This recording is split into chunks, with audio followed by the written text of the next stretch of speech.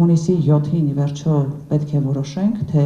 ինչպիսի Հայաստանում ենք ապրելու եւ արդյոք հունիսի 7-ից հետո իսկապես Հայաստանում ենք ապրելու։ Այլընտրանքային նախագծեր խմբի հերթական քննարկմանը բանախոսներն արձանագրում են։ Իշխանությունը փաստացի սկսել է քարոզարշավը, որքան էլ այն փորձում են ներկայացնել որպես ներկուսակցական հանդիպում, ընդդիմության համար ակնհայտ է։ Շրջանառվում են հստակ նախընտրական թեզեր, խաղաղության կեղծ օրակարգով։ Ինչ բովանդակություն կա իրականում այդ ձևակերպման տակ, եւ արդյոք կա անվտանգության, արժանապատվության ու կայունության որևէ բաղադրիչ։ Չկա մեր երկրում որևէ քաղաքական ուժ, որևէ քաղաքական գործիչ, որևէ հանրային գործիչ, որը ուզում է պատերազմ։ Եվ մենք ընդդիմության ներկայացուցիչների առաջնային անելիքը պետք է լինի նաև այն, որ որևէ պարագայում թույլ չտալ հունիսի 7-ը ներկայացնել խաղաղության եւ պատերազմի ընտրություն։ Սա դրա մասին չէ։ Սա ընտրություն է հետպատերազմյան Հայաստանի վերականգնման եւ ապագայի կառուցման ամբողջական մոտեցման մասին։ Եվ հենց առաջարկ Հայաստանի ծրագրի կարևորագույն այդպես դրույթը մենք դրել ենք հենց այս գաղափարը։ Առաջարկ Հայաստանի նախաձեռնությունը ներկայացնում է նաեւ երաշխավորված խաղաղություն կոնցեպտը։ Մենք որպես քաղաքական միավոր, նախընտրական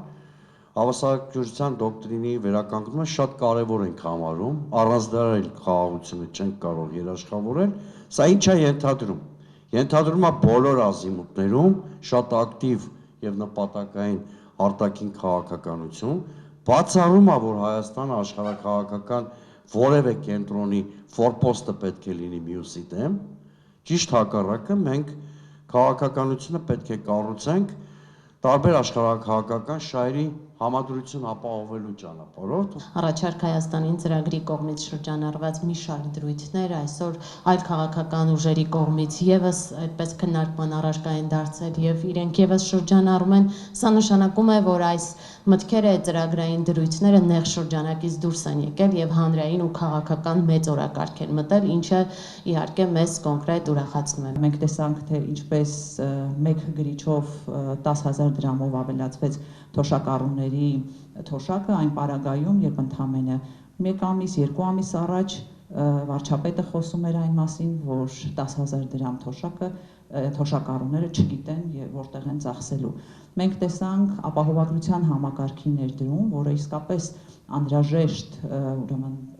լուծում է մեր առողջապահության համար, բայց նաև տեսնում ենք, որ այնքան այսպես հապշտապ է դա արվել նախընտրական փուլում, որ ավելի շատ շփոթ է առաջացրել, քան լուծել է կարևորագույն հարցերը։ Հասարակությանը մտահոգում է նաև անվտանգության հարցը, ընդդիմադիր պատգամավորների համոզմամբ գլխավոր երաշխիքը հզոր բանակն է։ Անվտանգության հիմքում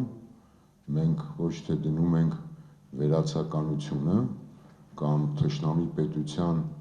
բարի կամքը, այլ շատ կոնկրետ դնում ենք մեր բանակի հզորացումը, համարժեք մարտահրավերներին։ Ազգաբնակչությանը ներկայացնում են մեր ժողովրդին, որ հզոր բանակ ունենալը պարտադիր չէ խաղաղ ապրելու համար, դա նոնսենս է։ Դա նոնսենս է եւ դա մենք հստակ պետք է մեր ժողովրդին ասենք։ Եվ ասենք, հայ ժողովուրդ, դու այդքան պրիմիտիվ չես եղել քո պատմության մեջ։ Այն իշխանությունը, որը այսօր ցավոք սրտի ներկայացնում է մեզ արտաքին աշխարհի շուրջ,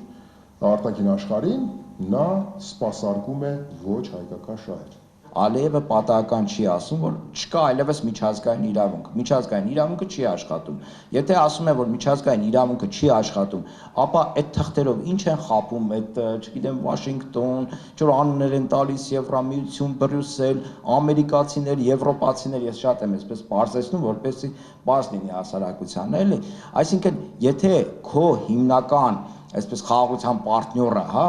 ճակերտավոր խաղաղության ասում է, որ միջազգային իրավունքը չի աշխատում, այդ դու ում հետ ես թուղթ ստորագրում։ Հայկական օրակարգում միակարծիք են, որ ամեն քվե կարևոր է եւ իրավիճակը փրկելու լավագույն լուծումը ընտրատեղամաս գնալն է։ Ալադավթյան, Հարություն Հովսեփյան, Էպիկենտրոն։